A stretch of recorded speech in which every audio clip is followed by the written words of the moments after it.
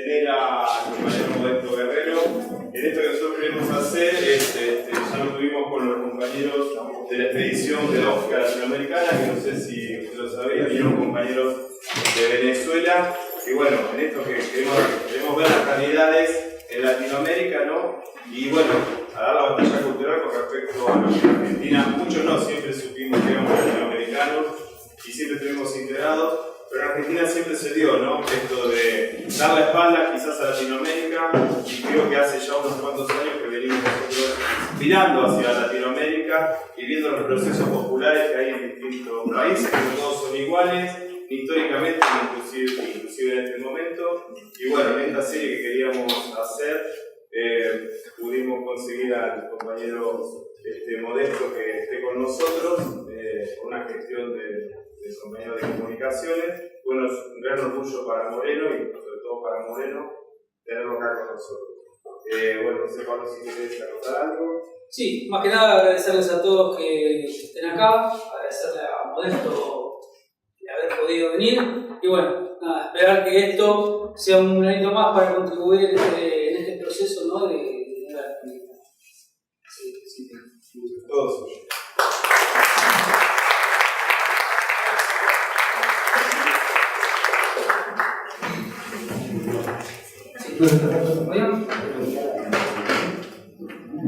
Bueno, esta es la primera charla, ¿no? De un ciclo de conferencias que estamos llevando adelante. Justamente por eso la convocatoria lleva el título de Ciclo de Conferencias del Proceso Latinoamericano. La idea es que podamos llevar adelante diferentes charlas como esta, diferentes conferencias, donde podamos tocar los diferentes países que llevan adelante hoy en día este proceso.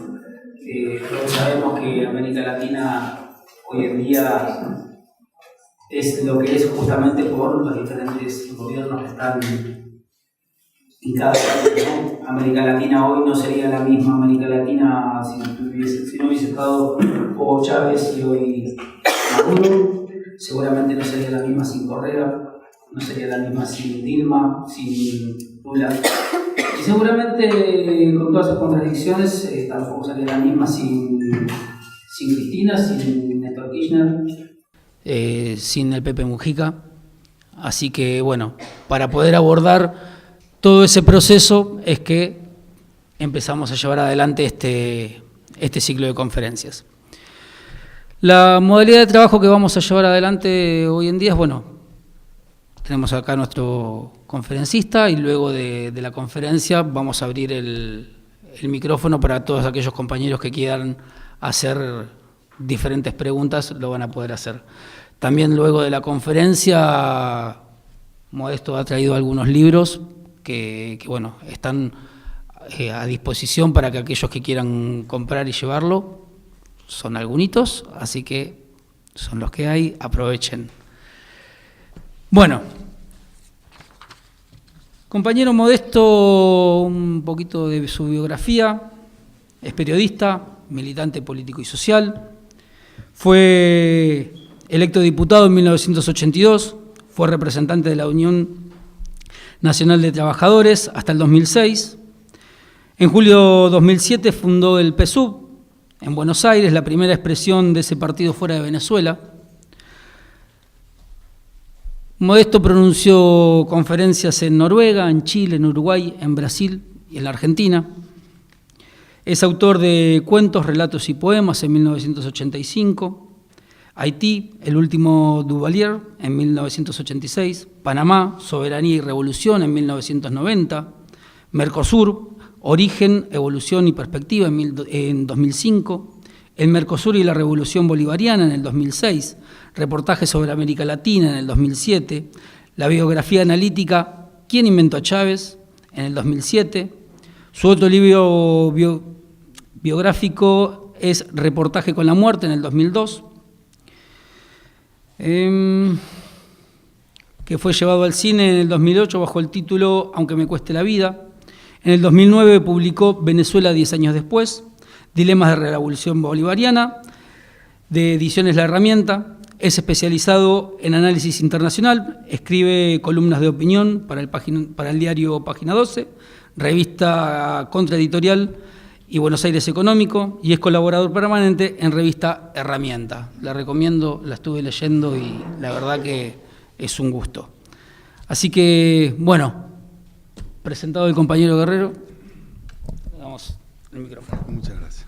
Muchas gracias. Bueno, agradezco mucho a Suteba, es un placer doble hablar en Suteba Moreno porque el tema es convocante por la trascendencia que tiene para América Latina, no para Venezuela. Venezuela es un pretexto, cada país es un pretexto del imperialismo y de América Latina por objetivos contrarios. Así que esa es una primera razón que da placer tratar ese tema acá. Y la segunda es parte de ello, tratarlo en un sindicato, en un gremio, es mucho más importante que tratarlo en la televisión, aunque a los cholulos y cholulas les parezca lo contrario. Porque la televisión es muy sabrosa para la imagen, para la difusión, para la profusión de ideas, etcétera, pero tiene un problema, es absolutamente superficial. Aún la mejor televisión está determinada por el tiempo, predeterminada por el tiempo industrial, entonces no se puede explicar mucho y menos debatir. Y yo la uso, a mí no me usa. Yo voy cuando me da la gana, no cuando le da la gana a Mariano Grondona o a Joaquín Morales Solá o incluso a gente amiga, progresista, porque la televisión es un peligro, porque banaliza. Entonces es más importante, es menos visible o visual, pero es más importante esto, porque esto siembra. La televisión sirve si uno la usa bien. Por ejemplo, él supo de mí por la televisión, entonces es muy importante, sirve para eso. Y no se le ocurrió ese día, me contaba en el carro, llamarme ahí mismo a la televisión para convocarme para esta reunión. Tuvieron que hacer puentes con Merlo y con un cura y con no sé cuántas vueltas que hicieron. Bueno, es normal pues, porque mi trabajo fundamental es cuidar entre comillas, ¿no? Yo no cuido nada, defender la retaguardia de la Revolución Bolivariana. Porque yo vivo acá hace algunos años, aunque viajo mucho a Venezuela, me reparto, soy binacional. Alguien tiene que cuidarle el trasero a ese país fuera del país, pues, porque tiene los ataques fuera de ese país son inmensamente superiores a los ataques del celular que acaba de salir, a los ataques que hace la prensa venezolana. No tienen idea, la suma de la agresión internacional es infinitamente superior, y no solo en cantidad, a la suma porque allá tenemos cómo defendernos, es muy sencillo. Allá no solo hay 10 o 12 millones de chavistas, de los cuales 7 votan o aportan su voto, el resto no le interesa votar.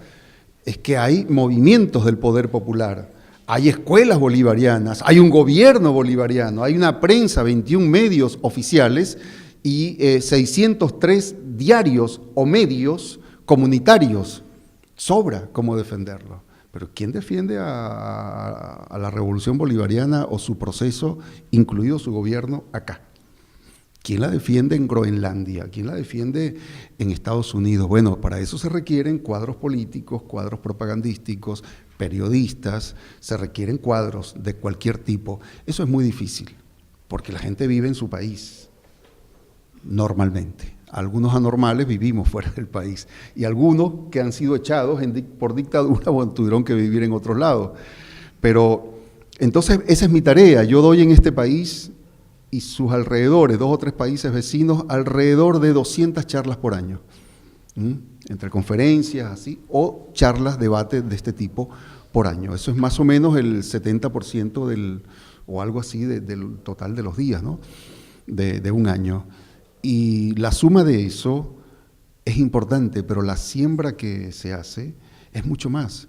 En La Pampa, que no se destaca por ser vanguardia cultural o política del país, es una maravillosa provincia, de ella comemos acá, pero no se destaca, no es Córdoba, o no tiene esa historia que tienen otras regiones por razones políticas, históricas o culturales. En La Pampa se hizo un instituto terciario, me invitó a dar una conferencia con Norberto Galazo. Norberto no fue, está muy viejito y no llegó. Y bueno, y me tocó asumir el seminario solo. Di 3 charlas en 2 días. Habían 284 maestras y algún maestro suelto, ¿no? Y lo sorprendente no fue, eso es mucha cantidad en un teatro, mucha cantidad para una charla de un país que a La Pampa le debe sonar a, ¿no?, a marciano, a país allá en el Caribe, les debe sonar a Macondo. Bueno, maestras que trabajan en el campo, ahí en la tierra. Lo sorprendente es que hablábamos de Venezuela y América Latina en el Bicentenario, que la mayoría, pero la mayoría, hablo más de 200 maestras asistentes al acto, reprodujeron los contenidos traducidos a sus aulas en formato académico o pedagógico sobre América Latina, Argentina, América Latina, Venezuela, América Latina, Bolívar, San Martín, por distintos ángulos agarraron el asunto y lo transmitieron. Bueno, las redes sociales son los mejores sistemas de medición de opinión actual. Lo que dijeron los alumnos en las pruebas, en los trabajos prácticos, y las maestras y maestros a través de las redes y los informes, vale más que un programa de televisión, porque ahí quedó sembrado, es impresionante. En La Pampa, otro caso importante, Chaco. En el año 2005, Chávez hizo un aló presidente en la terraza del Canal 7. ¿Yo puedo hablar parado? Ok. Pues es que me siento atado. Hizo un aló presidente en Canal 7, en la terraza. Y ahí asistió el director de la Escuela Nacional General Simón Bolívar del Chaco, que es una escuela que tiene 110 años. Cosa rara, ¿no? Que hace una escuela con ese nombre allá. Resulta que 780 alumnos, un poco más, habían votado, con sus profesores y profesoras, habían votado en esa escuela primaria la elección, yo no sé, patronimio se llama, los nombres de las escuelas que usan en este país. El nombre de la escuela lo habían votado entre Eva Perón, Che Guevara y Simón Bolívar. Y votaron por Bolívar, 600 y pico, ¿no? El Chaco. Tiene valores el Chaco, no precisamente Lilita Carrió, pero tiene valores. O sea, el Chaco es el Chaco, produjo uno de los mejores novelistas o cuentistas de este país. Tiene una tradición importante, pero no relacionada con la política internacional. ¿Cómo les llegó? Bueno, Chávez en ese momento era un fenómeno internacional, era un fenómeno mediático, todo era Chávez o contra Chávez, y entonces, sobre todo a favor, hasta ese momento, era muy proclive la opinión o cuidadosa con Chávez, después cambió. Y los alumnos sabían de eso, pero es que también ahí había una unidad de cuadros, que era el Comité Círculo Bolivariano del Chaco, que son ex militantes, profesores y maestras, y el director incluido, que se habían encargado de hacer historia latinoamericana, no de espalda. Historia latinoamericana real, cómo se dio, desde el encuentro de Guayaquil, todo, la cumbre del Congreso Panamericano, la fundación del Panamericanismo, la doctrina Monroe, todo. Entonces esos muchachitos y muchachitas y sus maestras, son no sé, como 60, 70, tenían en general una conciencia proclive, por eso votan. ¿Cómo van a votar por un tipo un héroe que no es de acá, sobre un mito popular como Eva Perón y un mito universal como el Che Guevara de origen argentino? Bueno, era un signo del cambio del tiempo latinoamericano. No tiene explicación racional que no sea esa racionalidad. Fue un signo del cambio que se estaba viviendo. Cuando fue a la terraza de Canal 7, él se presentó y contó esta historia. Chávez se brotó. Le nombran a Bolívar y se brotaba. Se empezó a reverberar pasiones. Y entonces ahí mismo, al estilo de él, que era maravilloso y malo, las dos cosas juntas en el mismo personaje, porque ahí mismo decidió él, sin consultarle a nadie, eso es lo malo. Lo bueno es que las decisiones en general eran correctas, ¿no? Eran buenas. Decidió y le dijo en público ahí ante las cámaras que organizaran, designaran, eligieran 124 alumnos o estudiantes con sus encargadas para llevarlos a Venezuela a cargo del gobierno bolivariano para que conocieran la revolución bolivariana. Porque si una escuela es capaz de hacer eso que contó ese hombre, merece. Bueno, entonces los llevaron para allá. Esos niños volvieron, tuvieron 2 semanas. Nunca habían salido, no del Chaco, del barrio del Chaco donde viven. Es una escuela que recibe desechos de escuelas primarias y gente muy, muy pobre, incluidos indígenas. O sea, lo más lateral, marginal o marginado en la sociedad chaqueña. Pero ni del barrio habían salido. No sé si algunos llegaron al centro del Chaco, porque eso es muy lujoso, es la clase media alta del Chaco. Pero bueno, esa gente viajó en un avión, esos niños, y llegaron a Caracas 2 semanas. No sé cómo vieron psicológicamente su mundo después, pero fueron alojados en el hotel más caro del país. Yo no habría hecho eso, porque es un golpe muy duro a la psicología infantil.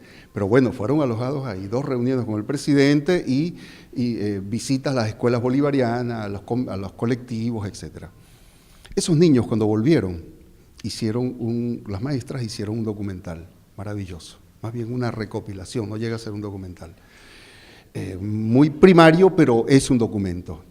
Lo que dicen esos niños sobre un proceso vivo, que ellos no tienen por qué, no tienen argumentos o formación para comprender qué es un proceso y qué es una revolución.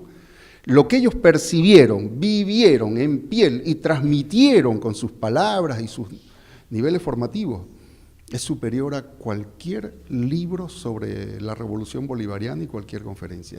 Porque era vivo, dicho por niños, que no, como decía Picasso, junto con los borrachos no mienten. Algunos borrachos mienten. Pero los niños en esos casos no mienten, dicen lo que vivieron, punto. Eso es maravilloso. Yo digo que ahí se siembra mucho. En esa medida es muy útil lo que ustedes hacen con este ciclo de conferencias, porque si de algo está necesitado América Latina en este momento lleva 3 a 5 años.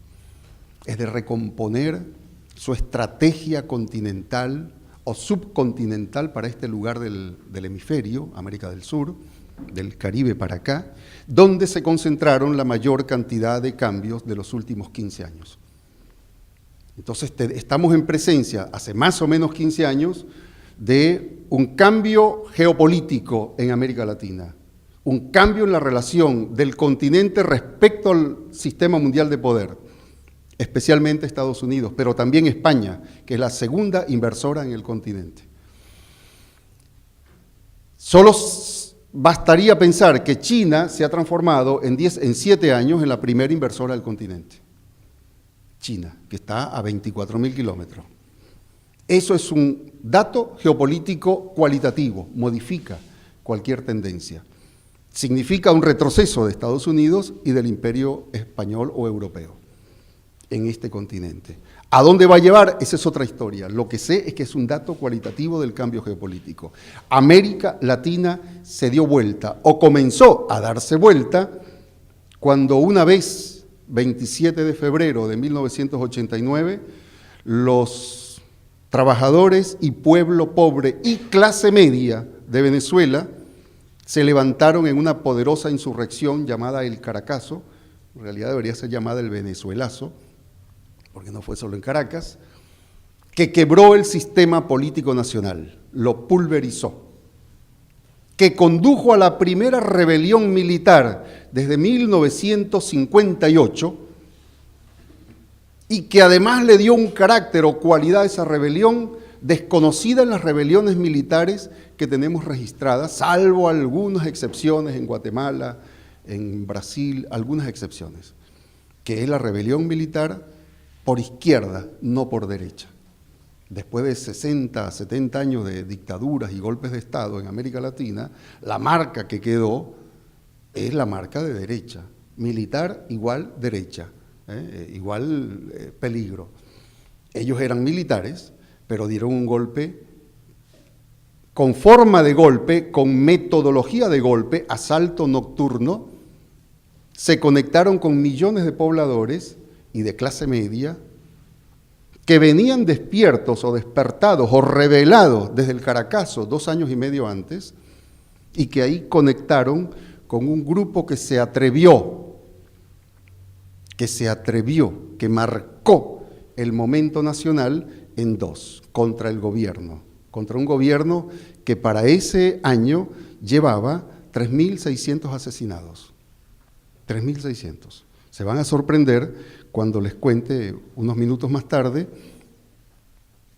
la estadística de la muerte en los últimos años y sus responsabilidades, comparada con cualquier caso anterior, sorprende.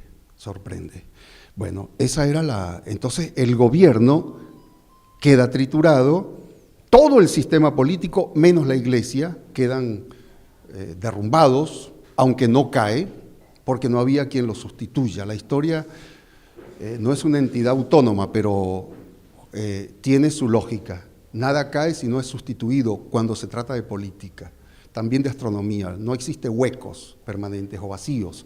Algo lo llena, alguien lo llena. Y si no hubo quien llenara en el año 89, cuando hicimos el Caracazo o el Venezuelazo, y dejamos al gobierno de rodillas, no tuvimos la capacidad de suplantarlo, o no había la madurez social y política para hacerlo. 3 años después tampoco, porque el golpe fue derrotado, el golpe de la rebelión militar. Pero una derrota que terminó siendo la paradoja más rara, una de las más raras que conocemos en la historia. Hay otros casos en la historia así, o sea, si hay algunos casos así, ya es una cosa fenomenal, saber que hay muy pocos casos. Que una derrota se transforma en victoria en el mismo acto. ¿Y cómo hace eso? Bueno, para eso le dediqué una biografía a Chávez, explicar cómo la paradoja Chávez, la paradoja de un fenómeno golpista, porque lo único que no podemos hacer es mentirnos, fue un golpe de Estado. O sea, ellos no le consultaron, miren, 2 noches antes de la insurrección militar, de la rebelión militar, la federación, el organismo gremial, ya no se llama gremio, el organismo sindical más poderoso, más combativo y uno de los más grandes del país, para aquellos tiempos, era la Federación del Magisterio, de los maestros y profesores secundarios. Había declarado contra el gobierno huelga nacional del magisterio por 10 días. Si yo hubiera, con los criterios formados, según los criterios, cada quien actúa con lo que se formó. Nadie actúa con lo que la cabeza ajena. Con los criterios que yo tengo en aquel momento, fue lo que le propusimos, pero no a los golpistas, sino a otros, no a los bolivarianos, es que el golpe tenía que darse en relación con la huelga de magisterio, que a su vez estaba rodeada de múltiples, centenarias de huelgas y paros de obreros en fábricas menores. Eso es lo que había que hacer para que no fuera un golpe el método y se convirtiera en una insurrección laboral militar, cívico-militar, como la llames, o civil armada, porque armada por los soldados bolivarianos, pero que el sujeto social no fuera el oficial militar, que fuera el pueblo, los trabajadores, la gente que vive del trabajo, con un comando militar. Entonces es otra cosa, hubiera dejado de ser un golpe. Pero bueno, la historia se da como se da, no como uno quiere. A veces se da como uno la planifica, algunos la han podido planificar. Lenin, Fidel, no muchos otros, porque Mao no planificó lo que tuvo en las manos, eso le llegó de carambola. Si no se retiran los japoneses, él no sabe qué hacer con lo que tenía. Pero hay casos de revoluciones donde sí se planificó y se sabía, se preveía. Bueno, son 2 casos entre otros, entre muy pocos otros. El fenómeno del chavismo surge en 1992 como movimiento, surge de una paradoja, un golpe de Estado que se transforma en una insurrección popular, se conecta con una conciencia popular que ya estaba alimentada, despierta y alimentada de rebelión desde el año 89, habíamos vivido 800 y pico, 60 y pico de paros, huelgas, en algunos casos con ocupación de fábrica, en un caso con colgadura de patrón, en una fábrica mediana los obreros colgaron al patrón y punto, A mí me tocó secuestrar a un gobernador y a un inspector del trabajo y ocupar 3 fábricas, pero esas son las cosas comunes que uno hacía. Eso no era, digamos, no es noticia, hoy es historia. Pero yo saludo a los obreros que colgaron a su patrón de la fábrica porque le pegó a una compañera, a una trabajadora. Y lo colgaron, el marido agarró a los obreros, los levantó y lo colgaron, y punto. Yo fui moderado, socialdemócrata y reformista. Solo secuestré a un gobernador, un inspector del trabajo y ocupé 3 fábricas. Era un momento revolucionario que comenzó con el Caracazo. Todo se quebró, especialmente lo más importante para la historia social, la cabeza. La conciencia de los trabajadores, medios, obreros, campesinos no, estudiantes, sectores intermedios y clase media. También la clase media fue chavista al principio. Siempre comienzan así, después se asustan porque no saben bien para qué. Creen que es solo para ganar plata. Y ese fenómeno es el que conduce a la rebelión militar. Ese sector militar que era una franja de la clase media nacional o social vestida de verde, que es un oficial, un hombre de clase media, una persona, bueno, son todos hombres, ¿no? Ya no, ahora hay mujeres, pero es una persona de clase media vestida de verde, porque gana un salario de clase media, tiene una condición de vida de clase media y se comporta con la cultura de la clase media, solo que está seccionado en un cuartel, en una academia militar. Esa es la diferencia, solo ahí, está corporativizado. Nada más. Eso es una de las conquistas de la Revolución Bolivariana, es haber roto muchas de las murallas que separaban a los cuarteles del pueblo con la política o proyecto o estrategia de unidad cívico-militar, que tuvo límites, pero como nunca en América Latina, excepto momentos en varios países, pero momentos de días, semanas, o Bolivia, por ejemplo, en el 49 al 52 y en el 71, momentos breves, meses o semanas, nunca en América Latina el pueblo llano compartió con las Fuerzas Armadas la vida sindical, política y cultural. Y eso es lo que hacen en Venezuela los soldados, los sargentos. Por eso se produjeron 3 corrientes en las Fuerzas Armadas ahora. Hace 2 días agarraron a 30 generales, 2 días, hace 48 horas. 30 generales estaban conspirando. Hace un mes se agarraron 3 generales. De los 30, varios son generales, otros son coroneles, pero hace un mes, más o menos, se agarraron 3 generales, los 3 de alto comando. Ya son 33 en un mes o mes y unos días, atrapados. Haciendo ¿qué? Lo único que hace un general cuando siente cuestionado su posición de privilegio, que es, y además está tocado por organismos internacionales o por sediciosos de enemigos, en este caso del gobierno o de cualquier gobierno. Conspirar, los agarraron conspirando, o sea, hablando para ver cómo seducen a otros comandos, coroneles, oficiales, para dar un golpe de Estado a Maduro. ¿Cómo es que en un mes 3 generales fueron inmediatamente capturados y un mes después 30 oficiales altos son capturados en actos sediciosos, conspirando? El secreto no es que los generales son estúpidos y no saben hacer la tarea sediciosa. Tampoco es que los celulares hicieron la delación, no. Todo eso puede existir. Es que las Fuerzas Armadas Bolivarianas cambiaron, no de naturaleza, siguen siendo corporativas, pero cambiaron de vida política. Hacen política, y si hacen política, estudian política y tienen una relación social abierta, entonces se modificó la cultura interna y hay ya, ese es un síntoma, un establecimiento, un sedimento de un sector bolivariano militar oficial que rechaza cualquier cosa que no sea el proyecto bolivariano, porque caen muy fácil los conspiradores. Eso es raro. ¿Tienen ustedes idea de lo que un general se cuidaría haciendo un acto de eso? Es raro. Entonces, en las Fuerzas Armadas Bolivarianas hay 3 sectores amplios, determinados. Uno es de izquierda y marxista.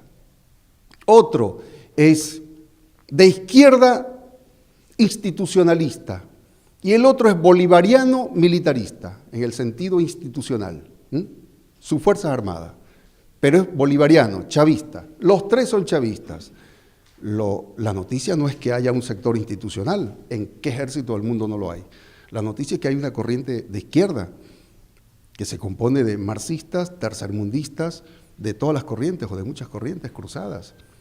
Un sector marxista o de izquierda radical, que trabaja en asociación con los ex comandantes guerrilleros de las guerrillas del 60, que en Venezuela, por suerte, quedaron como piezas legendarias, quedaron bien, porque no mataron civiles, no mataron policías, no, ellos solo atacaron aparato militar, entonces quedaron bien con la sociedad no los cuestiona, en el sentido, para que comprendan bien, no quedaron como los colombianos, como las guerrillas colombianas, que bueno, secuestrar una candidata presidencial no es tarea de la guerrilla, como le dijo Fidel Castro a la FARC, pues. Eso no es tarea de la guerrilla, eso es muy sencillo. Así es sabroso hacer guerrilla, secuestra gente desarmada. Para eso no se inventaron las guerrillas cuando se inventaron allá, principios de siglo, o cada vez que ha habido. Entonces son guerrilleros que quedaron bien parados y muchos de ellos están bien ubicados políticamente, no se quebraron. Y comandantes, gente que se ha vuelto intelectual de alto nivel. El representante de Venezuela ante las Naciones Unidas era uno de los principales comandantes guerrilleros de izquierda. Allá las guerrillas eran todas de izquierda en Venezuela. Entonces es el intelectual que lleva los proyectos a Naciones Unidas, que elabora los conceptos, etcétera, un geopolítico. Bueno, con esos, además de sindicatos que hacen sus asambleas dentro de los cuarteles y gremios, movimientos campesinos, o tareas comunes como la defensa en este momento, la defensa contra los sicarios en el campo. En el año 2009 se crearon las guardias rurales, que son institucionales, porque los campesinos le dijeron al comandante Chávez en una larga reunión: comandante, nos han matado 300, en ese momento 280 campesinos, porque es el sector de no es ningún ensañamiento burgués contra el campesinado, es una necesidad de clase del campesino rico, que le fue expropiado 5.200.000 toneladas, expropiadas, 5.200.000 toneladas, no, hectáreas, perdón, hectáreas de tierra, de 19 millones cultivables en el país. Los campesinos pobres pasaron a ser propietarios de 5.200.000 hectáreas que eran de campesinos ricos y del Estado. Ese es el secreto de por qué los mataban tanto. Es un problema de clase, punto.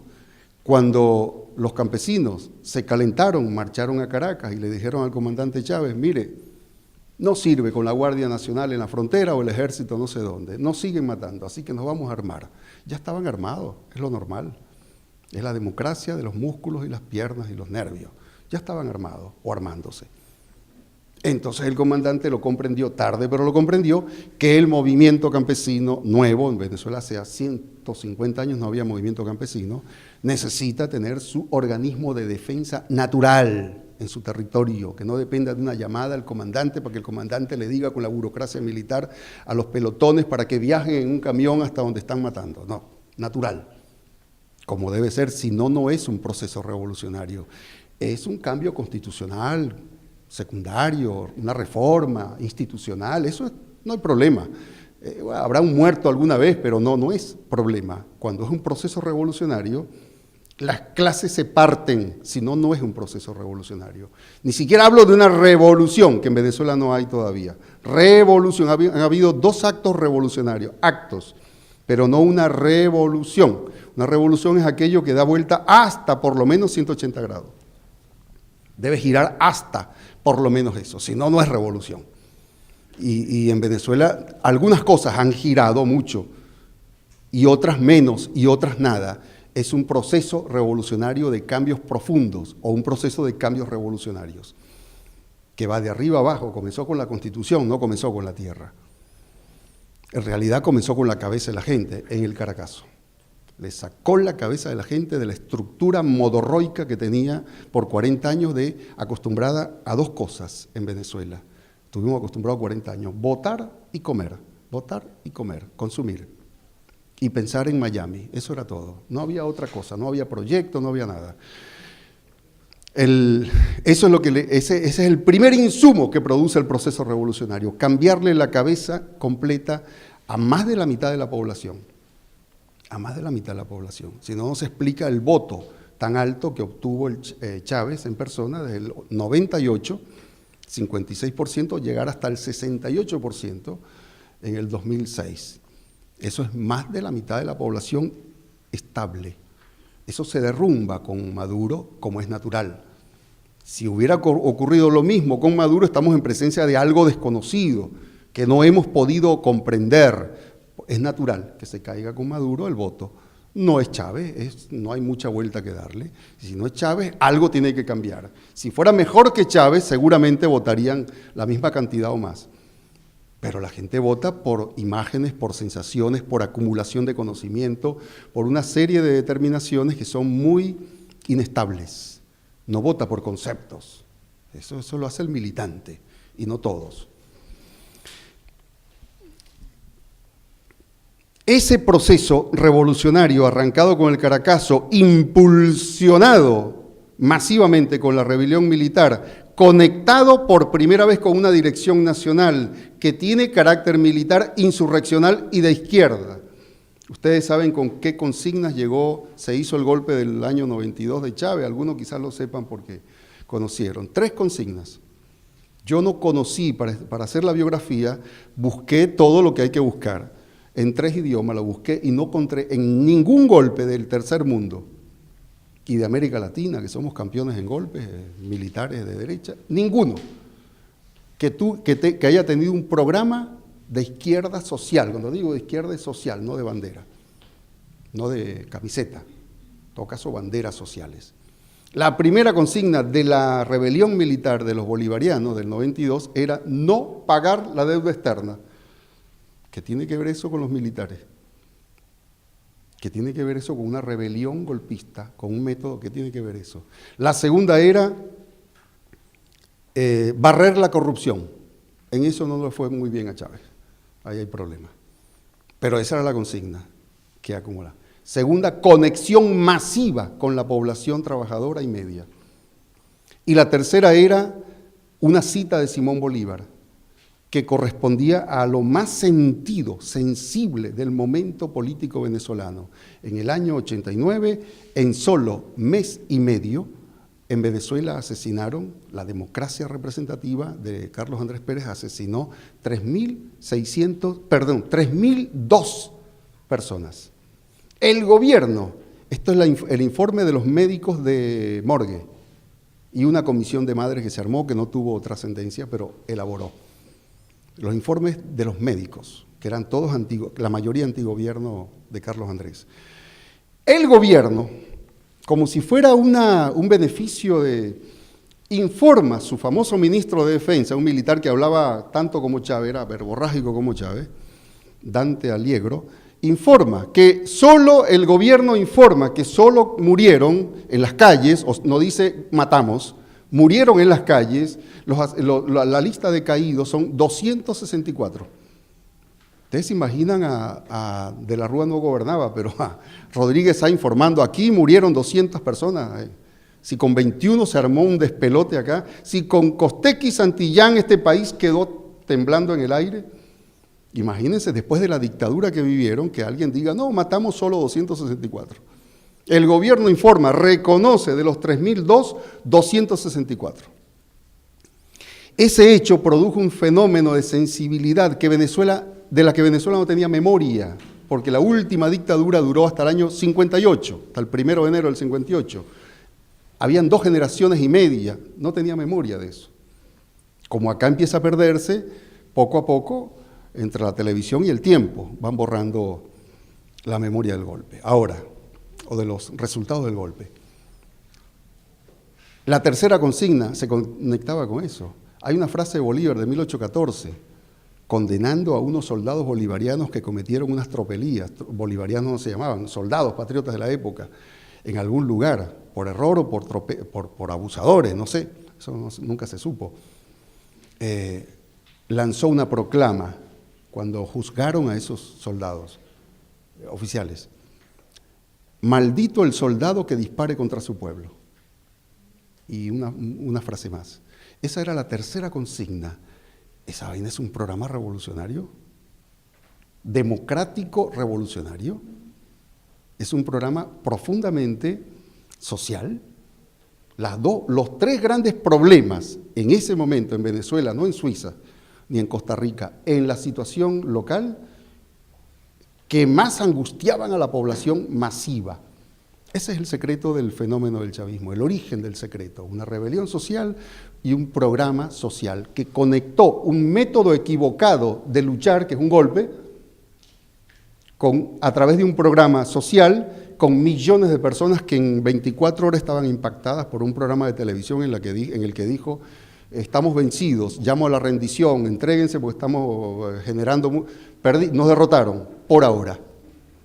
Ese por ahora quedó así como suspendido en el aire, es como el pañuelo del adiós de un enamorado o una enamorada. Así quedó ahí como un mensaje inconcluso, que la gente lo llenó de contenido. La gente le dio contenido a ese por ahora, convirtió el por ahora en un acto permanente. Ese acto permanente es el que condujo desde la insurrección social. En Venezuela hubo un estudio que se hizo de Claxo sobre 7 países de América Latina entre el 89 y el 98. 7 países lucharon en este continente, el resto soportaron el neoliberalismo y se adaptaron. De los 7, se hizo un estudio de Claxo. Hubo 13.800 luchas normales, tradicionales, una huelga, un paro, a violentas, con saqueos, con quemas o violencia de otros tipos, en 7 países. Venezuela, de esos 13.000 actos de lucha, registra 6.800. Eso es como la mitad más o menos, ¿no? Solo un país, el resto se reparte en Ecuador, Argentina, Bolivia y Brasil. Un poquito México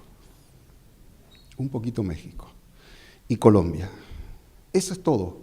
Eso hablaba de un país revolucionado, socialmente revolucionado por 2 grandes insurrecciones, una social y una militar, que se multiplicó o potenció con carácter político y produjo el fenómeno subjetivo de un movimiento nacional o nacionalista o antiimperialista de izquierda. Ese es el secreto. El chavismo surge de eso, es un movimiento nacionalista de izquierda o antiimperialista de izquierda. No es un movimiento nacionalista nada más, nacionalista es de la nación y ahí hay muchas clases. Este es de izquierda. ¿Qué quiere decir? Que su base social, la base social del chavismo es plebeya. Plebeya. Eso explica por qué desde el año 2002, cuando Chávez le dan un golpe de Estado, y entre su ruptura intelectual y moral con los golpistas, política y moral, y la huida despavorida de los golpistas, que eran aliados o algunos pertenecientes directos de la burguesía, que lo acompañó en el primer gobierno, 99-2002, abril. Desde ese entonces, 15 de abril, que se rearma el gabinete, el centro del gobierno, en Venezuela existe un gobierno sin burguesía, no existe participación de ninguna cámara, fundación, gremio empresario o asociación o empresario individual en el gabinete, que es la médula del sistema político de un poder nacional. No hay. Es un gobierno independiente de la burguesía. Por esa vía se hizo independiente del imperialismo. Pues la burguesía es el canal de conexión entre afuera y adentro. Y es lo que explica la respuesta de Maduro a Lula, que la deben haber leído porque la publicó la prensa mundial. Lula le recomienda hace, 15 días, no me acuerdo cuándo, 10 días, es muy reciente. Lula le recomienda a Maduro que para alcanzar la paz en Venezuela hay que pactar con la burguesía, no lo llama burguesía, la oposición. Al revés de acá, la oposición en Venezuela es burguesa, toda, son propietarios. En otros países hay oposición dividida, hay una pequeñita oposición de izquierda, pero no es estadística, ni siquiera tiene valor estadístico, pero en Ecuador sí, por ejemplo, en Bolivia sí, pero en Venezuela no. Acá sí tiene importancia, pero en Venezuela no, felizmente. Pero toda está unificada en el chavismo, movimiento bolivariano, o en esa simbología que nos agrupa en un solo proceso, con múltiples movimientos, pero un solo proceso, que se reivindica en un solo gobierno. Y Lula le dice, pacta con el enemigo, traduciendo en palabras más concretas, que no se dicen públicamente porque son ilegítimas, pacta con el enemigo para que tengas un gobierno de paz, porque entonces cogobernarán. Dicho así es verdad, dicho así es verdad. El problema es en la práctica. ¿Cómo lo vas a hacer? Maduro le responde a Lula desde su programa de radio, Contacto con Maduro, le responde según la realidad que ha vivido, no según la ideología de nadie, incluso la de él. Le responde así: querido compañero Lula, nosotros lo queremos mucho, usted fue un gran presidente, lo manoseó. Cariñito para Lula. Pero este gobierno no puede pactar con la burguesía, y puso el nombre burguesía, el nombre exacto. No lo escondió como Lula. No podemos pactar un gobierno con la burguesía, porque este gobierno que yo heredo de Chávez se compone de obreros, campesinos, militares patriotas y sexo diverso. Exageró con lo de sexo diverso, porque a tanto no llega, y menos en el Caribe. Pero esa es la respuesta que le da. ¿Qué respuesta le está dando? Una respuesta de clase. Le está diciendo, este gobierno se rompió con la burguesía en el año 2002, luego no tiene posibilidad ahora, en las actuales condiciones sociales y políticas, del movimiento bolivariano y de la fuerza de la derecha, relación de fuerza y cabeza, no existe ninguna posibilidad de cogobernar con el enemigo de clase. Esa es la traducción de la respuesta de Maduro. Maravilloso.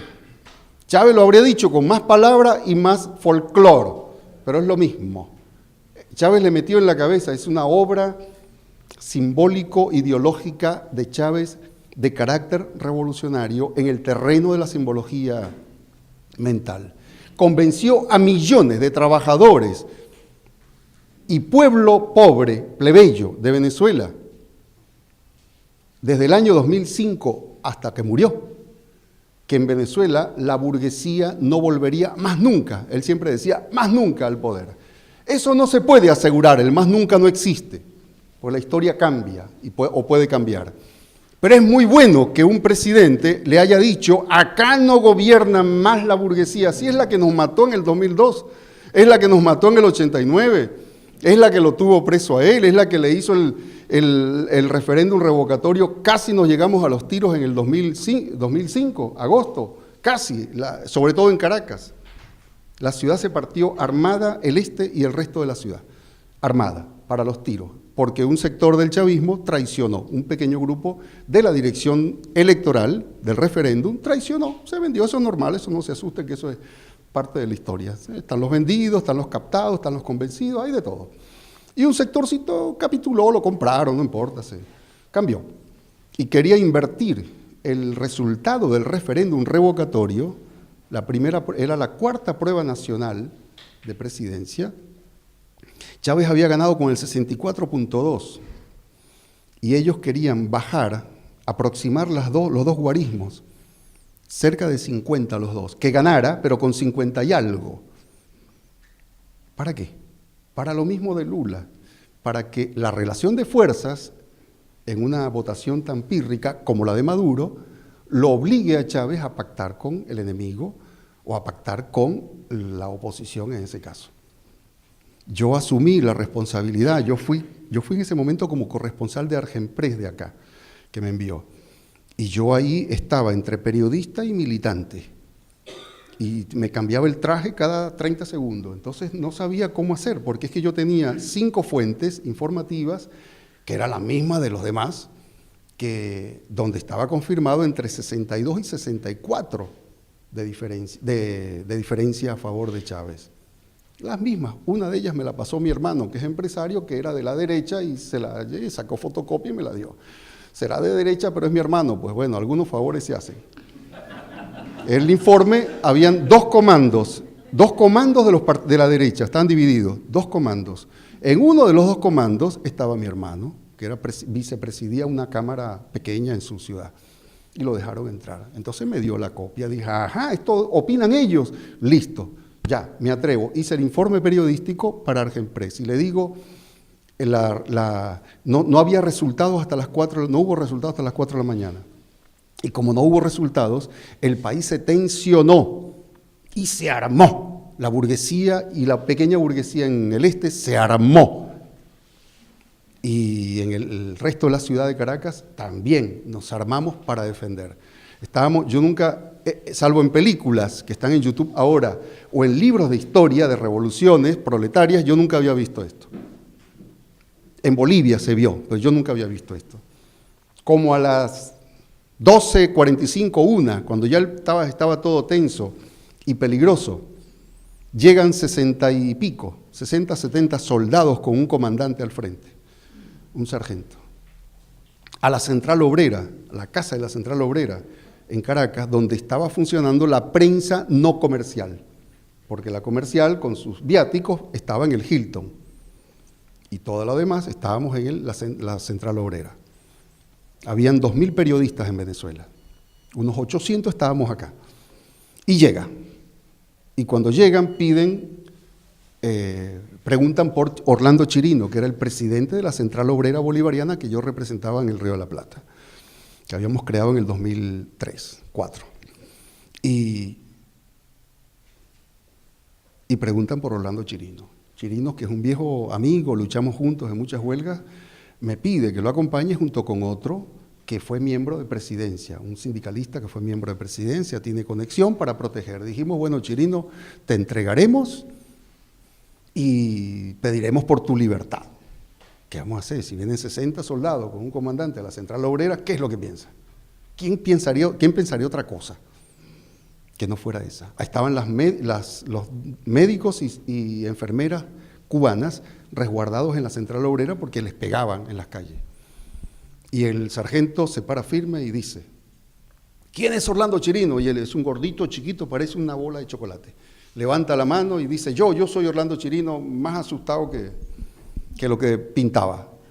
Le dice, mi comandante Chávez ordena que este batallón proteja la Central Obrera y estamos a sus órdenes. Usted dice dónde nos colocamos. Chirino pasó de asustado a comandante. En 30 segundos asustado, porque ese hombre nunca fue a la cárcel. Le han pegado por todos lados en las huelgas, pero nunca pisó una cárcel. Bueno, y el tipo se convirtió en comandante. Bueno, 5 para allá, 3 para allá. De vaina se puso una charretera acá de comandante. Andaba feliz el presidente, el negrito este. Lamentablemente se volvió loco y ahora es uno de la fraccioncita chiquitita de izquierda antichavista.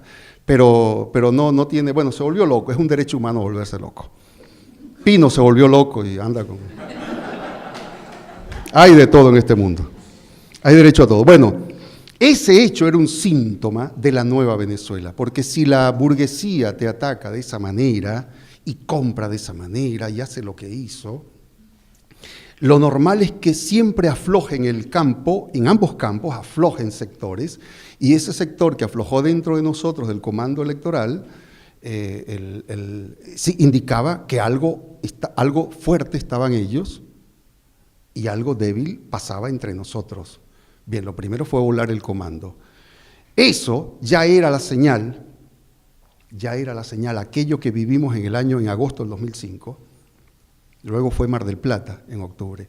En agosto de 2005, esa señal de casi guerra civil era el indicador de lo que buscaba, del acomodamiento que andaba buscando la clase capitalista venezolana, la oposición, porque hay gente, por supuesto, que no es capitalista ahí, pero la oposición en general, la conducción era de ellos, los medios, etc. Sin eso no se explica lo que están haciendo hoy. Sin eso no se explica. En Venezuela está en marcha, desde el 12 de febrero del año 2014, un proyecto de guerra civil. Eso es lo que está en marcha. No un golpe de Estado. En eso Maduro y el gobierno se equivocaron. No en la intencionalidad, se equivocan en el concepto, en el uso de la palabra y también en el mecanismo de defensa. Porque si tú, como médico, dices que tienes un catarro y no una neumonía, la medicina es distinta. Y si tienes un golpe de Estado, la medicina es distinta para una guerra que para una guerra civil.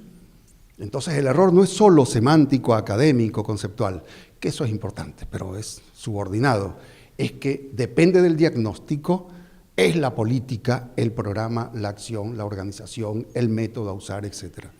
En esa medida, en 20, 25 días aparece un libro que hice, un libro pequeño que hice, encerrado en 2 semanas a las apuradas, que se va a llamar Una revuelta de ricos, que es el estudio de esto que ha pasado, que está todavía en marcha de esto. Son 3 grandes capítulos. El proyecto de guerra civil que han comenzado a desarrollar en Venezuela, no golpe de Estado, el brote fascista, por primera vez en 100 años en Venezuela, ustedes tienen mucha experiencia en eso, y el poder popular, el fenómeno del poder popular, porque si no queda en brote fascista y guerra civil. La verdad que si no hubiera más que eso, yo propongo acá una comisión para recibir exiliados en 3 meses, porque si es solo guerra civil y brote fascista, ¿qué es lo que queda? Bueno, en Venezuela hay un fenómeno, quizá uno de los mejores productos de los 15 años de cambio en términos de movimiento, quizá el más avanzado producto político-social del continente en los últimos 15 años de cambios, transformaciones geopolíticas, sociales y culturales, es que en un país, y lamentable, desgraciadamente solo en un país, se brotó y se conformó un poderoso movimiento de poder comunal, que también se le llama poder popular, pero en realidad es más limitado. Ese proyecto de guerra civil, en términos en conceptualización de Gramsci, es guerra permanente. No es, por eso no es golpe de Estado. Los golpes de Estado son secos, 24 horas, 48 horas, y necesitas un partido militar. Si no, no hay golpe de Estado. En Venezuela, el único partido militar que existe es chavista. ¿Y cómo va a haber un golpe de Estado contra un gobierno chavista? Puede haberlo, pero es una hipótesis futura. Es una hipótesis. Veremos en el futuro qué pasa. Porque puede ser que un sector militar chavista, muy conservador, siendo chavista, legitimado bajo ese nombre, no infiltrado, legitimado de un golpe contra Maduro para ordenar una situación que se le escape a Maduro. Pero para eso requiere una crisis mucho más grave que la que hemos vivido en los últimos 2 meses, mucho más grave, un desbande. Entonces un sector pone orden. Para eso es lo único que tienen los militares en la cabeza, orden. Bueno, un sector pone. Chávez debe haber sido el único tipo que puso desorden siendo militar. Todo era un fenómeno así insurreccional, disruptivo, revolucionario. En el año 2003, en enero, en plena huelga petrolera, dijo: organícense como quieran, pero organícense al pueblo. Eso no lo dice un militar. Como quieran, somos anarquistas, pues somos de todo, ¿me entiendes? Somos maravillosos. Libertad de organización, pero organícense.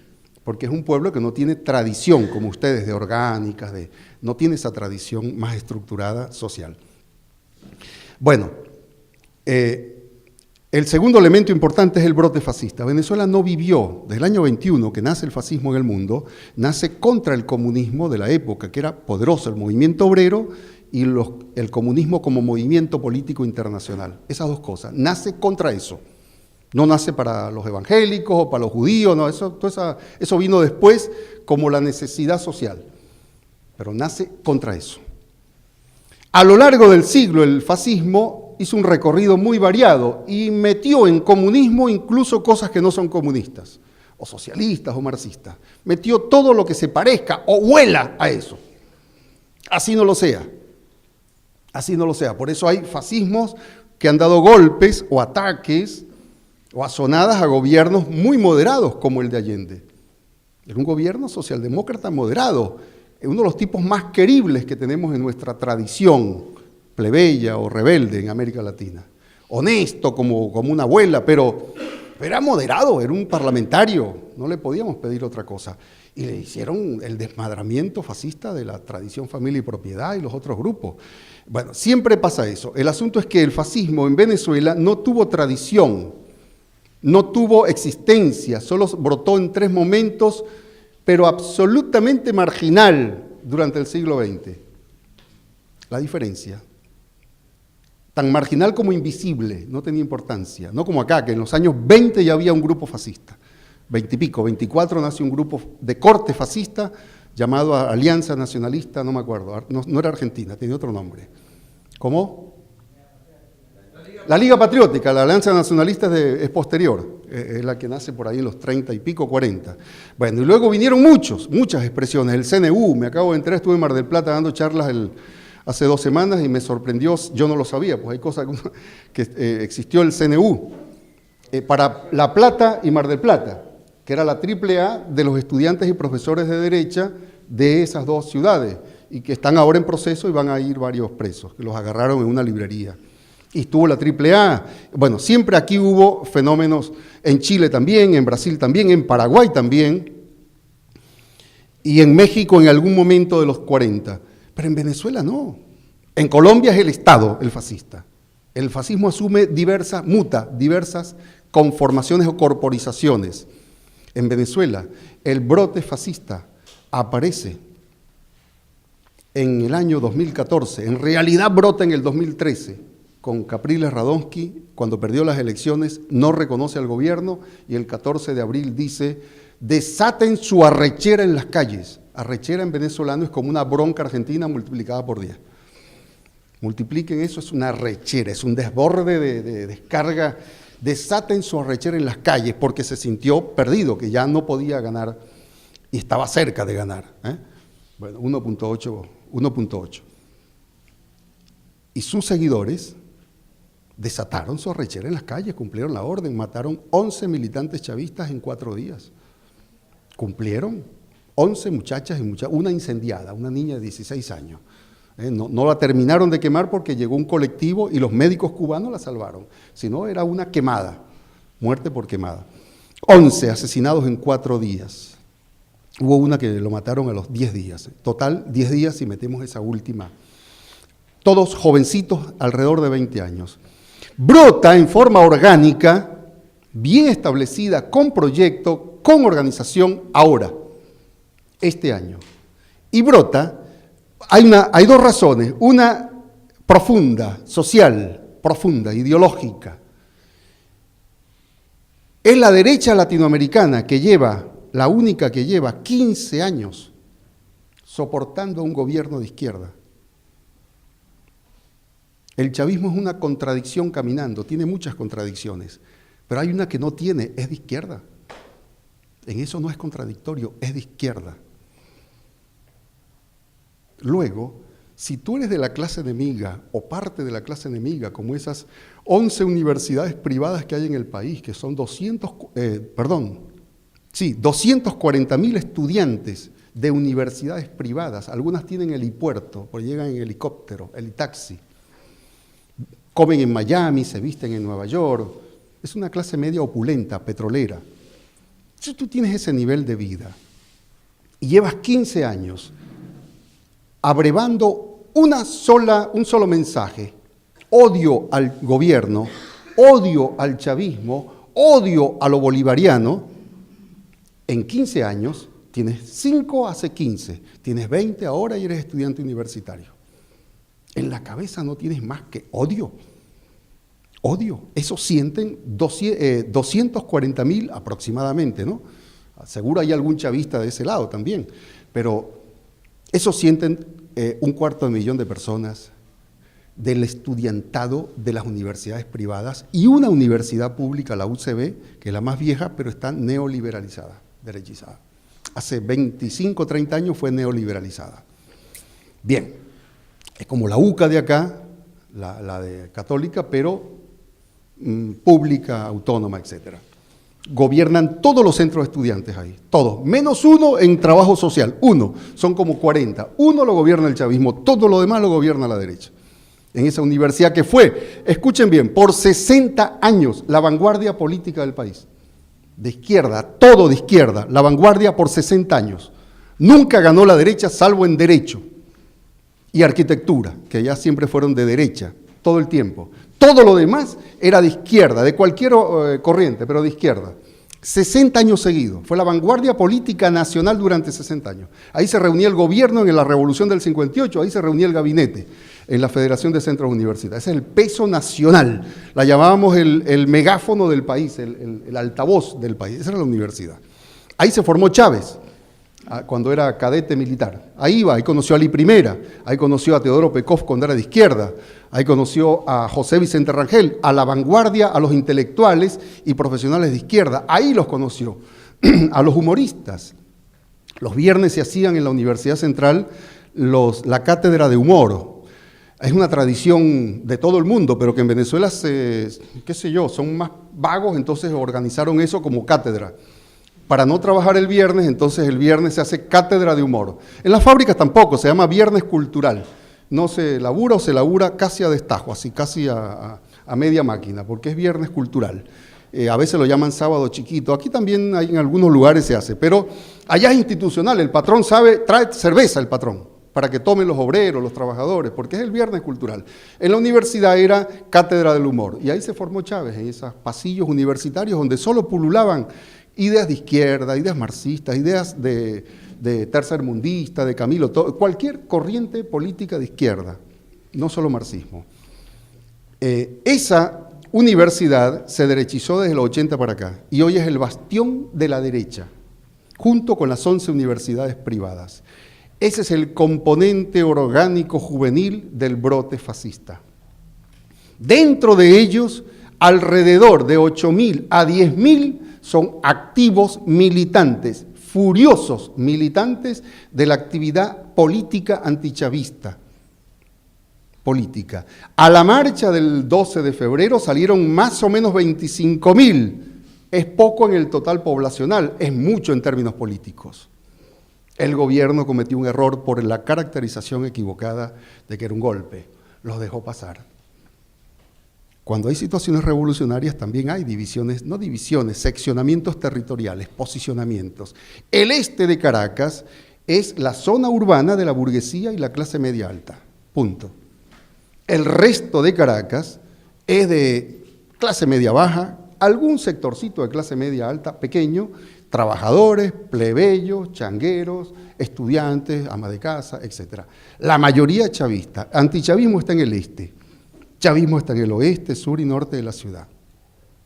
Luego, el antichavismo, desde el año 2002, cuando asaltaron 400.000 personas, marcharon para el golpe de Estado, por eso hubo golpe de Estado militar en el 2002, desde entonces la derecha no va al centro del país, marchando, va a su ciudad, pero no marcha, no hace política pública abierta de esa manera en el centro de la ciudad.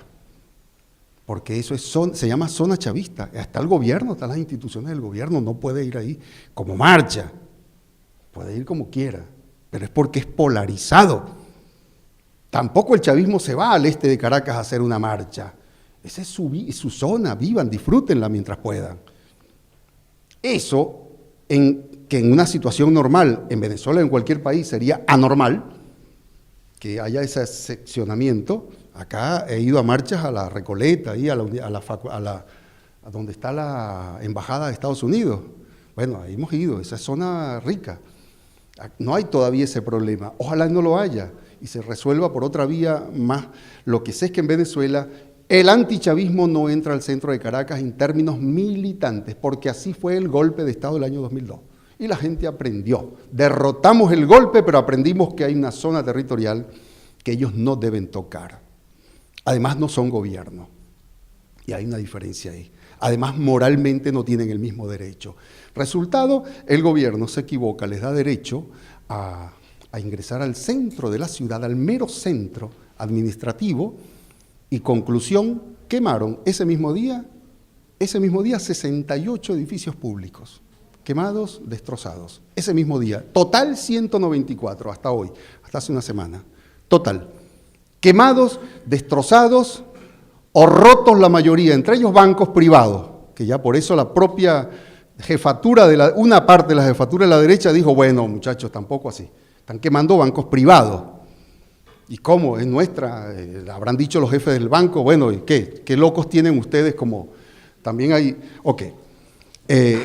Ahí queman la Fiscalía General de la República, es un gigantesco edificio en el barrio llamado La Candelaria. Y quemaron. Ahí nació la rebelión. Ahí asumió carácter fascista, porque ser de derecha es una cosa, ser opositor es otra cosa. Fascista es una actitud, es una corriente que tiene una actitud. Por eso se explica la composición del sujeto fascista. Ese es el brote. El sujeto fascista que ha nacido en Venezuela tiene 3 componentes sociales. Primero, la clase media alta, su franja estudiantil, de alrededor de 20 años, amamantada con odio por 15 de un gobierno de izquierda. 2, una cantidad que hemos estimado en más o menos 2.000 o 4.000, es muy difícil medirla, de malandros, aquí dicen malandras, de lúmpenes de barrio, de los barrios pobres, de desprendimientos disociados de la clase trabajadora, que vamos a decir que son burgueses o hijos de los burgueses. No, lúmpenes pobres, hijos de pobres. Entonces tenemos una fisura en el movimiento bolivariano. ¿O no? Que vamos a decir que son burgueses, que tienen ideología burguesa, que odian al gobierno por 15 años. No, hay una fisura político-social en ese sector de 2 a 4.000 malandros que son dentro del chavismo, que produce, que les facilita al enemigo captarlos, comprarlos. No captarlos políticamente, comprarlos. Los han convertido en la mano de obra sucia. Y ahí en YouTube están varias grabaciones casadas de teléfono celular y una en una reunión. Como ahora los chicos filman todo, entonces a veces te evita la tarea de investigar. Filman y eso es libre y viva, entonces lo cuentan y lo dicen. Así está un general preso. El general que dio la orden operativa del año pasado de dónde atacar y dónde huir, está preso porque una camarita celular de una muchacha que estaba ahí emocionada porque tienen un general de jefe de la matanza del año pasado, lo firmó y salió, lo puso en, no sé si dónde lo puso, en una red. Y entonces cayó en las manos del chavismo, que vive de redes también. Lo llevaron y listo, está preso el general, porque bueno, ¿quién lo manda pues? Es así, tiene sus contradicciones esto de las redes sociales. Ellos le pagan a los malandros de Caracas, de San Cristóbal, Mérida y Valencia, más o menos salario mínimo y medio por cada acto violento o levantamiento de barricada. Levantar una barricada y mantenerla todo el día, barricada significa quema, disparo, no pasa nadie, no sale nadie del barrio, eso cuesta 4.000 bolívares, salario mínimo son 3.500. Eso, 4.000 bolívares.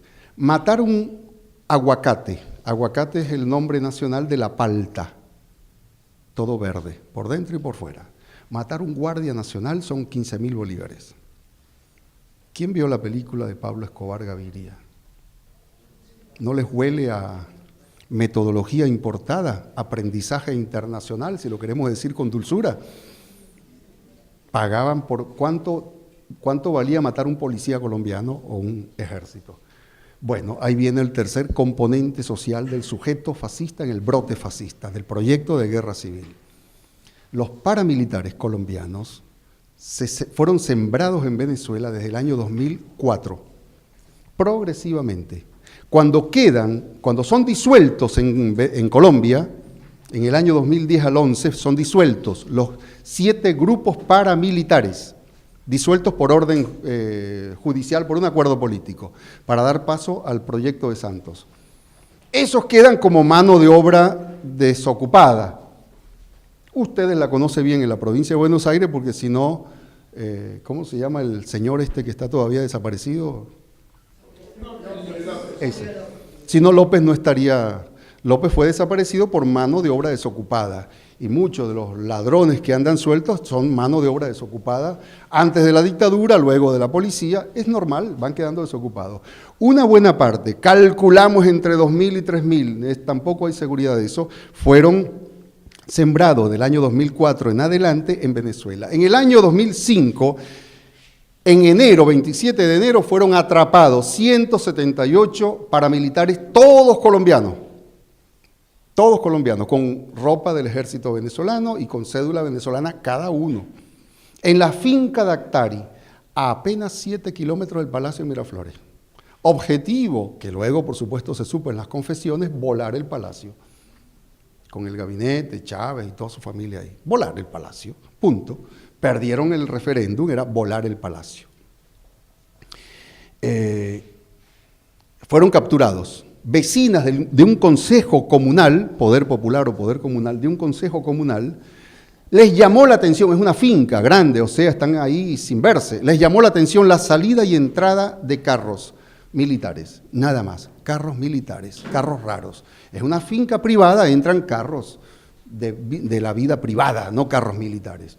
Mucha entradera y salidera. Una de las cosas que formó la Revolución Bolivariana, de la parte correcta o buena progresiva, es la inteligencia social. Además de la inteligencia policial de Estado, está la inteligencia natural, social, de los movimientos. Hacen inteligencia social. Ahí la hicieron. Señoras del barrio que trabajan en esos alrededores vieron esa rareza. Le comunican al cuadro político de los movimientos de ahí, de los consejos. El cuadro político pregunta, habla, informa, y ahí se hizo la inteligencia y verificaron que eran paramilitares sembrados, 174. Armas, pero fueron asaltados y agarrados todos. Vinieron helicópteros artillados, no podían hacer nada. Todos fueron agarrados. Finca Dactari. ¿De quién es la Finca Dactari? Ustedes no están obligados a saberlo, pero nos sorprendió cuando supimos, 2 años después, de quién es el propietario de la Finca Dactari. Robert Alonso. Robert Alonso tiene una página web, un blog que se llama El Guarimbero Mayor. Así se llama, elguarimberomayor.com. Ustedes leen la página del Guarimbero Mayor, Robert Alonso, y es como si leyeran una declaración de Rico Seinaldín más Videla juntos, no sé.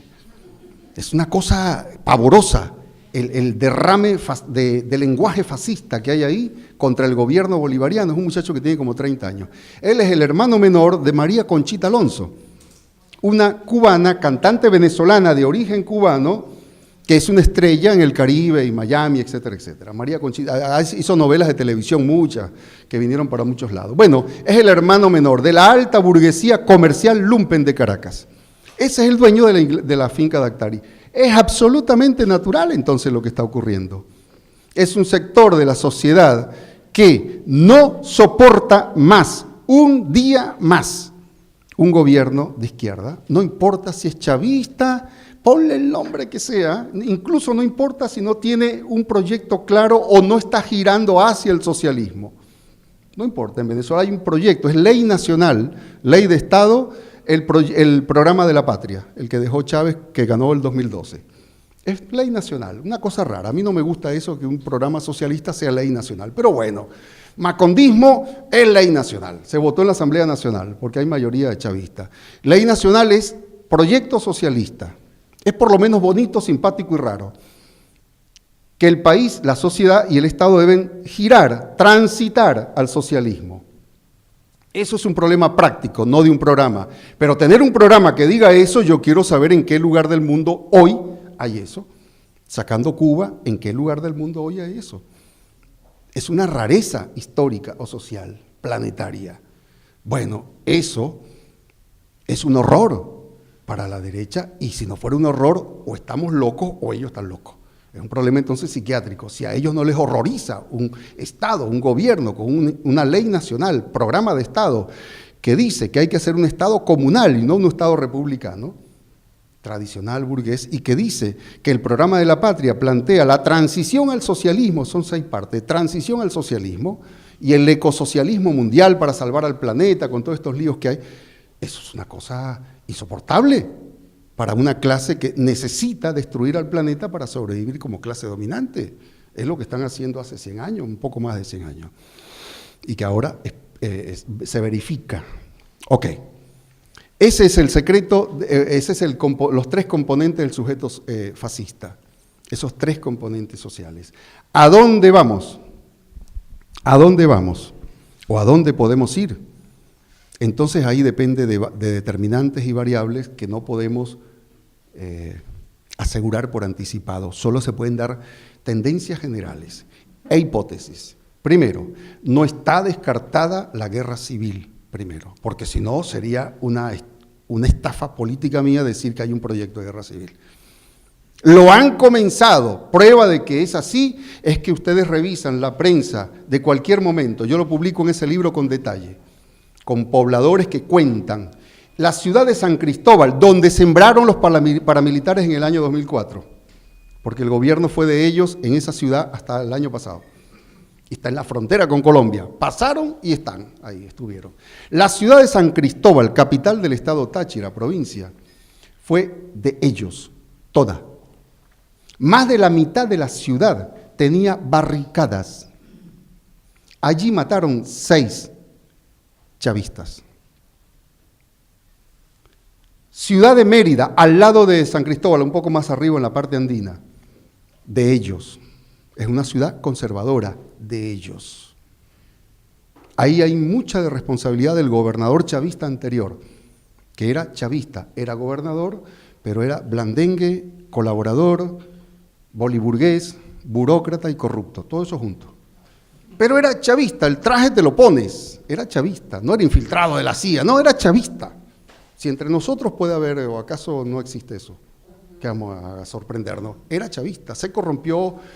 Punto. El chavismo lo denunciaba, por eso lo echó. El chavismo lo echó de la gobernación, chavismo de base, y puso a otro gobernador que es el que está ahora. Eso estaba sembrado de paramilitares. Y en Caracas, donde quemaron la Fiscalía, que es el edificio más grande que quemaron la Corte Suprema, una parte de la Corte Suprema, una parte del Consejo de la Judicatura, iban a quemar hace 22 días. Esto nunca va a aparecer en TN. Pero tampoco aparece en la prensa que se supone que debería decirlo, nuestra prensa de izquierda en general, no digo de izquierda roja, toda la izquierda, debería decir estas cosas, porque es contra ellos o contra nosotros todos no informar el peligro del enemigo opuesto. Después verificamos las diferencias, es más esto, más lo otro, pero hay cosas en las que no podemos estar en el mismo terreno. Hace 22 días, estamos a 28. No, entonces me equivoco, más. 28 más 4, hace 32 días.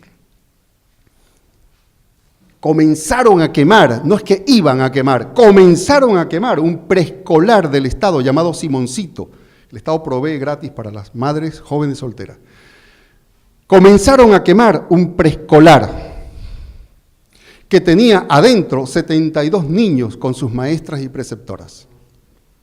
Tuvieron que venir los colectivos, los demonizados colectivos, y el cuerpo de bombero más cercano a impedir que la candela ingresara, si no tendríamos hoy una masacre, se llamaría, una locura de 72 niños quemados, así nomás. Eso no es de derecha, eso es de la derecha, eso no es opositor, eso es fascismo, es la expresión de una vanguardia de la clase enemiga, o de los grupos enemigos de la clase enemiga, que se destaca, se sale de cuadro, no de objetivo, ese es el mismo para toda la oposición, se sale de cuadro táctico y agrede como avanzada de lo que quisiera la clase completa, pero no puede, ni le interesa ahora. ¿Por qué no le interesa ahora? Porque le interesan las mesas de negociación para que le aumenten los precios de los alimentos, para que le liberen los dólares para importar, para que le cedan empresas expropiadas, empresas que están bajo control obrero, o empresas recuperadas que no están bajo control obrero, son duales, que les devuelva. Hay 1.360 y pico empresas no capitalistas, no privadas en el país, y de las cuales 44 son bajo control obrero, o sea, la clase obrera ahí decide en asamblea su plan de inversión, su plan de producción, su presidente, su directiva, los salarios, todo. Eso es lo que se llama control obrero, en el sentido ruso original, pero bueno, con las complicaciones que tiene. Están mal, tienen problemas, pero existe. Son dos cosas juntas. Existe el control obrero en Venezuela. Ni en Cuba existe control obrero. Es un fenómeno más raro todavía en el planeta Tierra. Bueno, para terminar, primera hipótesis, que ellos logren instalar la guerra civil, de la cual han hecho su primer escarceo o experimento ahora, de febrero hasta acá.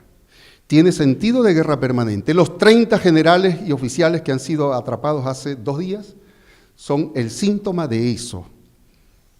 Que sea un proyecto de guerra civil no excluye al golpe de Estado, no lo es, pero no lo excluye. Si logran captar suficientes comandos, pueden intentar un golpe de Estado y se acabó el problema. 24 horas otro gobierno. Si no, es desmadrar la gobernabilidad desde las calles para ver cómo se derrumba solo. Parte de eso es la campaña mundial de demonización de Venezuela como una dictadura.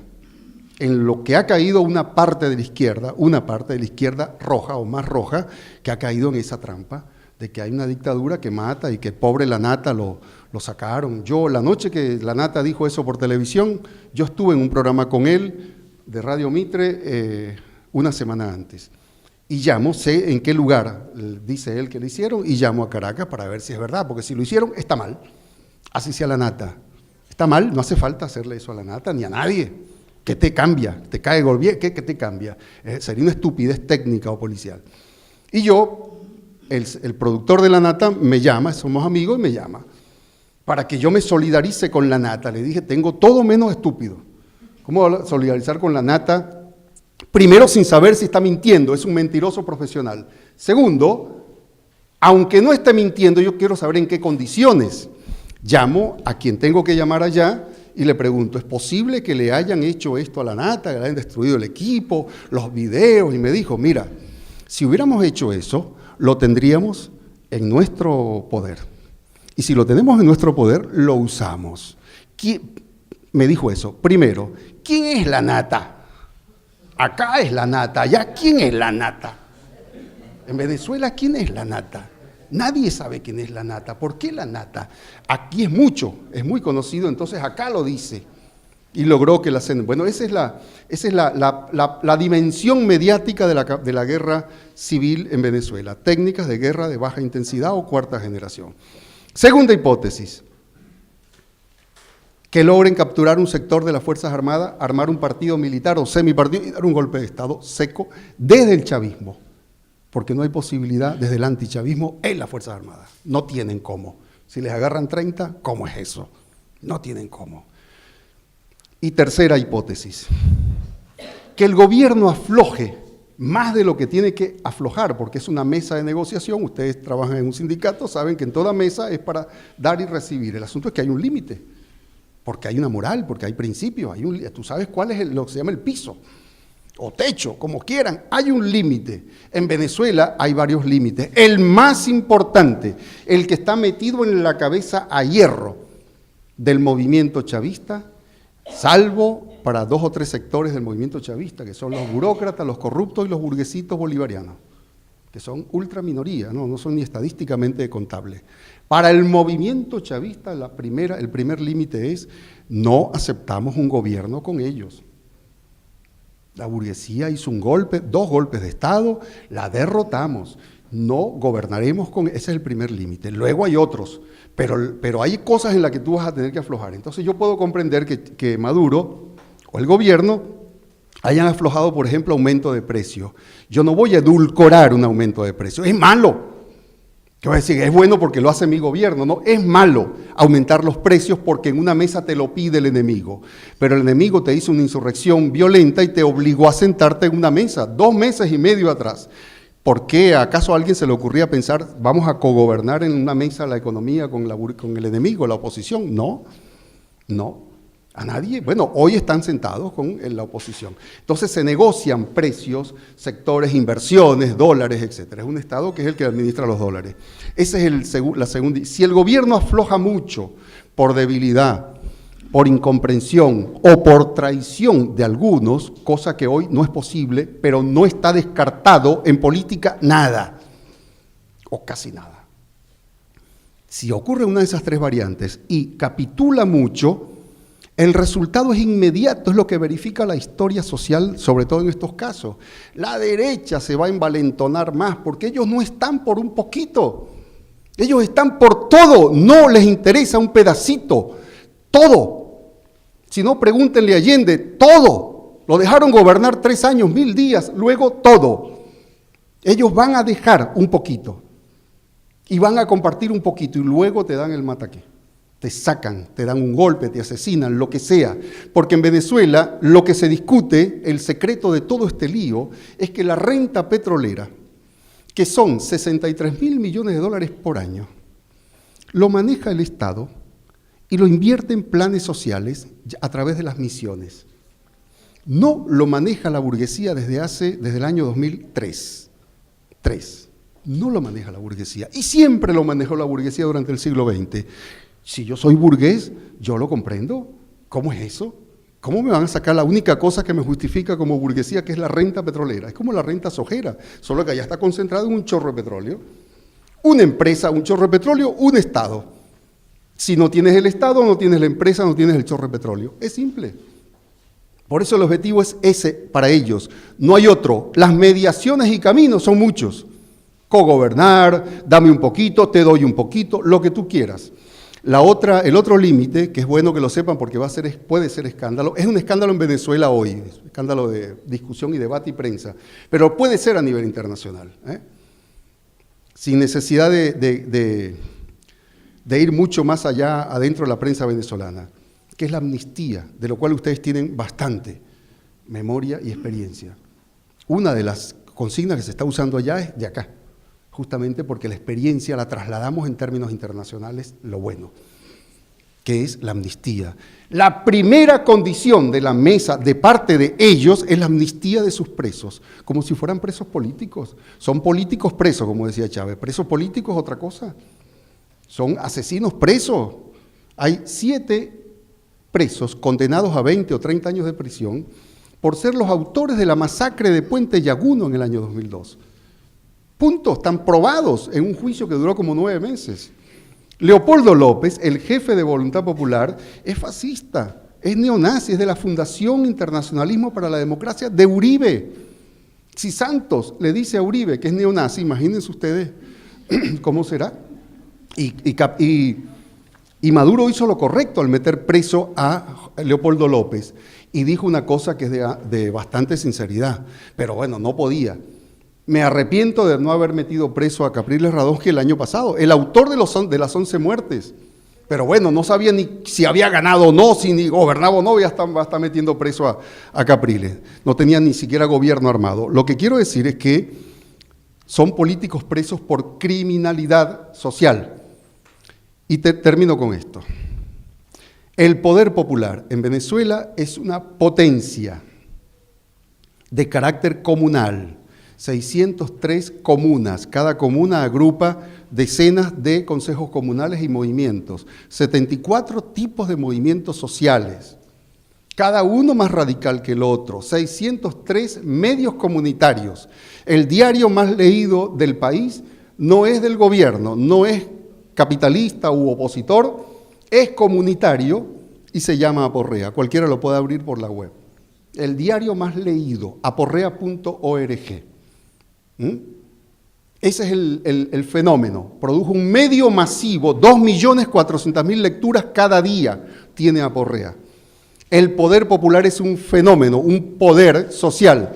Lo que necesitamos es convertirlo en un poder político para que sea alternativa, con capacidad armada. Por eso está asociado a las milicias bolivarianas, son 44.000 milicianos bolivarianos. Está asociado a las reservas, 920.000 reservistas, formados en 10 años, con simulacros de defensa en guerra. La mayoría son mujeres, son las únicas que tienen derecho a la llave para entrar al arsenal. No confían en los hombres, los generales. Y las guardias rurales, además sacando las Fuerzas Armadas corporativas, además del armamento popular, que es natural en todo proceso revolucionario. Eso no se aprende en libros, eso sale solo. Te defiendes y punto. Bueno, cuando uno ve la capacidad del poder popular en Venezuela potencial, siente que ahí puede no haber una derrota más. Porque si de algo estamos aburridos en este continente es de derrotas. Desde el 55, lo más cercano, desde acá en adelante, en realidad desde Guatemala, un año antes, 54.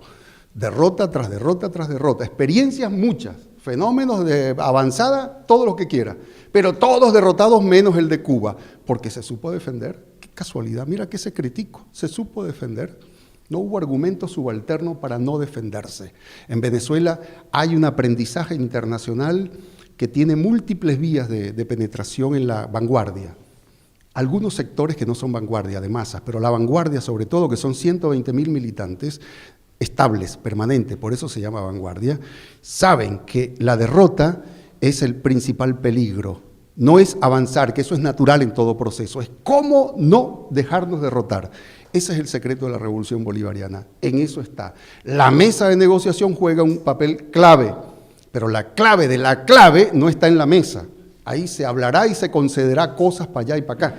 El secreto del secreto está en el armamento popular entre ejército y pueblo, movimientos, poder popular, hacer la defensa del proceso. Porque el proceso es el gobierno en primer lugar, porque ahí se concentra, pero son 17 misiones sociales.